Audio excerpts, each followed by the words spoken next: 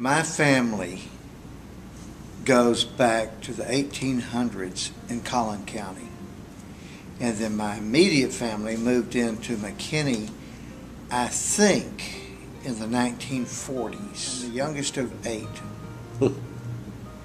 On my mother's side, there were 14.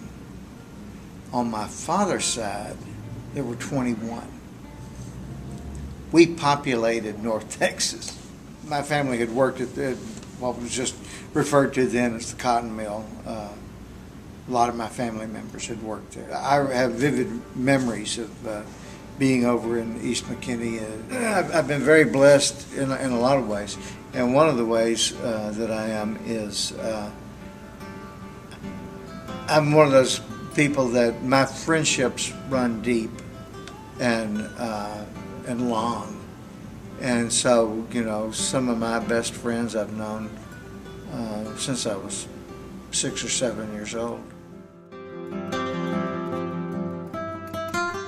The speech class that I took as a senior in McKinney High School that changed my life, I took it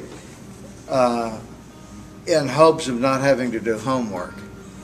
And like a lot of shortcuts in my life that I've taken, it backfired on me. So instead of doing homework, I ended up rehearsing just about every night my senior year. I was doing things like sneaking out of bed at night to go rehearse.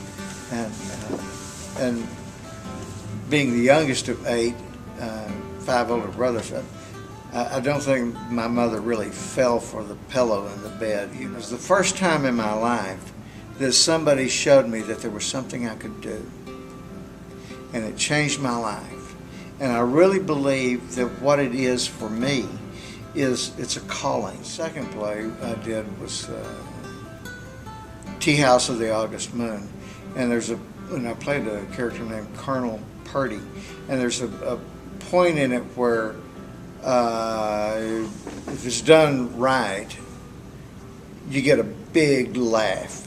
When I delivered this line, and there were 1,000 people, that was about the enrollment of the school, about 1,000 people. And when I felt that explosion of laughter and that energy coming at me, I mean, it scared the daylights out of me. And I'm like, what in the world is that?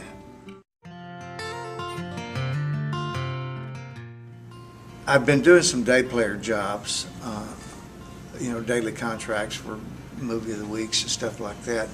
And then NBC came to town. They wanted to do a pilot. And so I was cast as one of the principal actors in this pilot. I hired Kirstie Alley to come in. And this was Kirstie Alley's big break with NBC. And we filmed it here in McKinney. I think it aired as Highway Honeys, but the working title was Towheads. And the pilot stunk. But NBC, I mean, when the producers got back out to Burbank, all their personal effects had been moved out of their offices. It was that bad. Yeah. It's cut and dried. And I noticed, but what NBC liked what I did in it.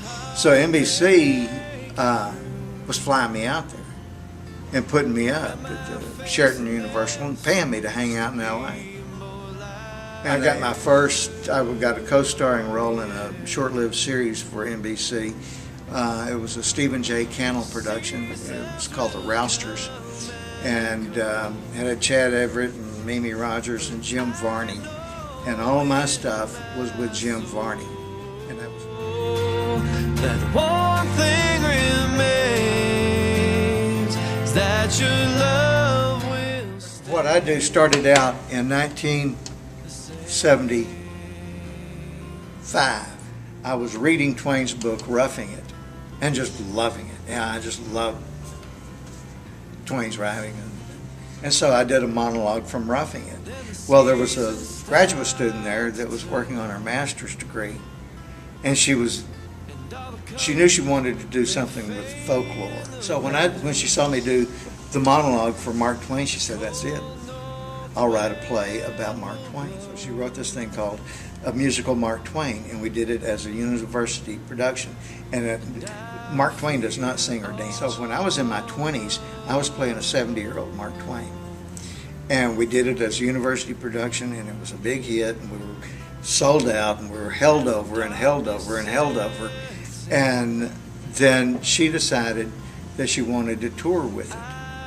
And so we cut down on the size of the cast, and we toured with it for 3 years. And so later on, I turned it into a one-man show. I got rid of the singers and dancers, and it was a matter of economy. It was no longer a musical. It was no longer a musical. It was just me doing a one-man show of Mark Twain. So about 7 or 8 years ago, I was telling my wife, I thought, I really want to do Twain again. And so this is why I'm doing Twain again. And I was once presented to an audience by a lawyer who kept his hands in his pockets. He introduced me as a humorist who is really funny. A very rare creature indeed. We had in our presence a lawyer who kept his hands in his own pockets.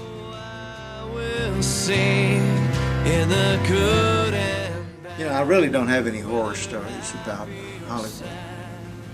Those people still send me a little bit of money, so. That's okay. You still making some residuals Sure. here and there? Yeah, oh yeah. From what? Oh my God, from Lonesome Dove, from Dallas. I did 4 Dallas episodes. Walker, Texas Ranger. I did 4 Walker episodes. And a lot of movie of the weeks, made for TV movies. So you could just go out to the mailbox and, hey, look You at that. never There's know.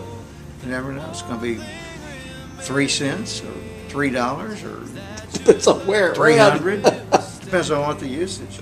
And If you think you have a story to tell, send me an email. But I have to tell you up front, it better be good. The same.